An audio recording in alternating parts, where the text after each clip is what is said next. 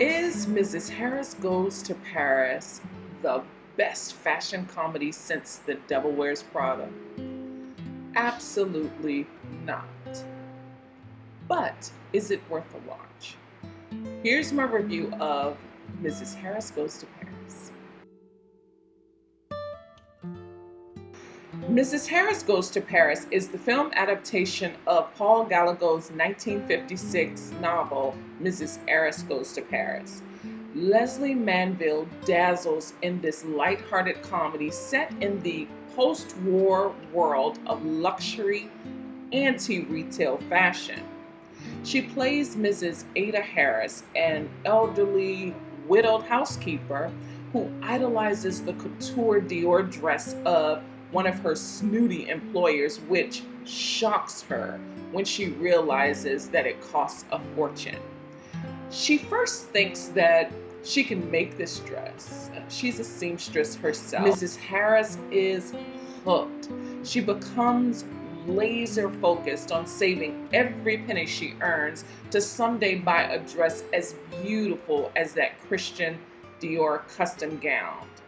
Does she have anywhere to wear it? No, that's not important. To be able to taste the life of an aristocrat moves her. Now, this is a goal she had never fantasized about before, and even her best friend Vi initially thinks it's ludicrous to pay so much for a dress that she even thinks they can make themselves. But Mrs. Harris uses transcendental signs from her late husband to stay motivated on this goal. She's gonna get this dress.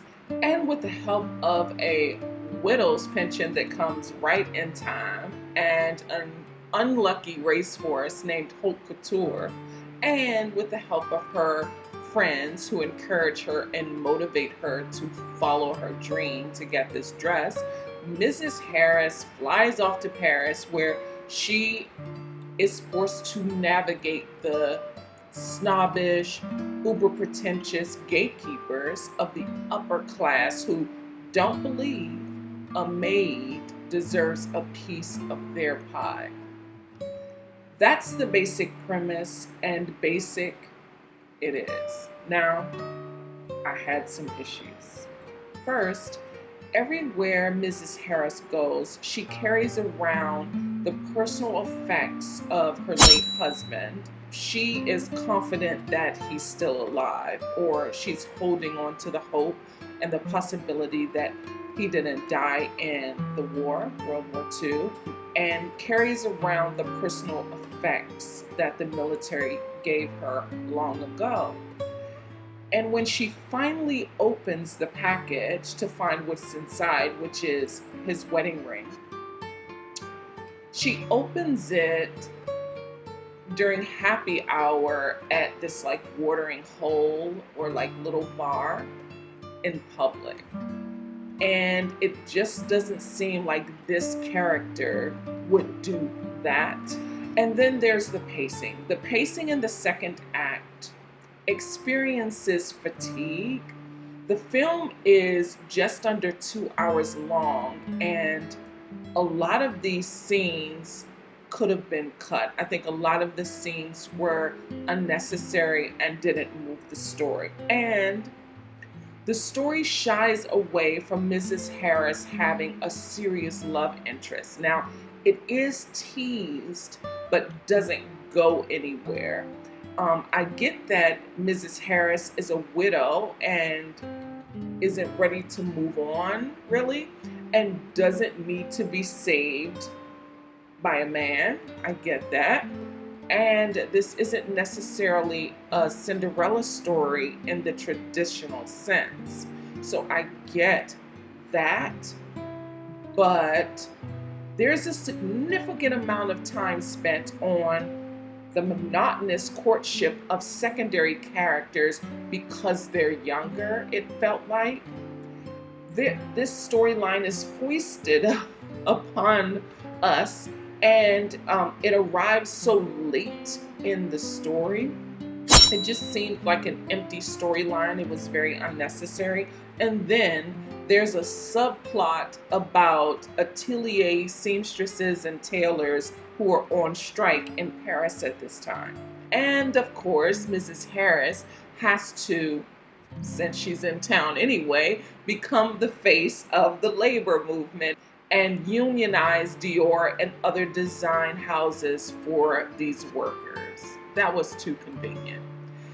Now, there is a hilarious bit about what happens to Mrs. Harris's dress and a charming way in which she recovers, which I won't spoil here. I really do believe that it is worth seeing, but it is so hilarious. It's very funny, and you'll find it in the finale.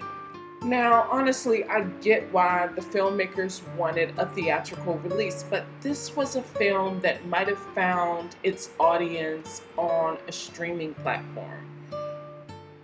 This also might have been better as a miniseries, whereby the arcs, better developed, might have been more interesting. There just wasn't enough thread to hold together a story about buying a luxury gown that the protagonist can't afford. Why does she really want this exquisite gown or this piece of iconography? She doesn't go anywhere. She doesn't have anywhere to wear it. It takes her a long time to scrape up enough money to afford the least expensive in the collection, and she's treated like she doesn't belong. She's treated like the garbage that she walks by outside of this heritage house. Is she feeling the void left by her late husband? These points aren't explored or answered. They are shrugged off in exchange for template comedic exchanges between Mrs. Harris and the snobbish directress for Dior. The performances were really good, though. That's why this review feels it's mixed. I think Leslie Manville, Jason Isaacs, Ellen Thomas, Isabella Huppert, Rose Williams, who's hilarious hilarious every moment she's on screen. She's so funny. Alba Baptista, the entire cast is great. I think the problem is the story. And then I had a problem with the camera technique. The camera technique in the first act was a bit nauseating, with these delirious spin cycles during the montage of Mrs. Harris when Mrs. Harris cleans various flats or apartments or houses. It was nauseating how the use of the camera spinning. I think that was unnecessary. Now, the gowns showcased in this film were recreated from old photos. Oscar winner Jenny Beavan and her team perfectly recreated her interpretation of pieces from Christian Dior's most iconic collections. The costume design is gorgeous. Like, nailed it yet again, Jenny Beavan. The score is captivating.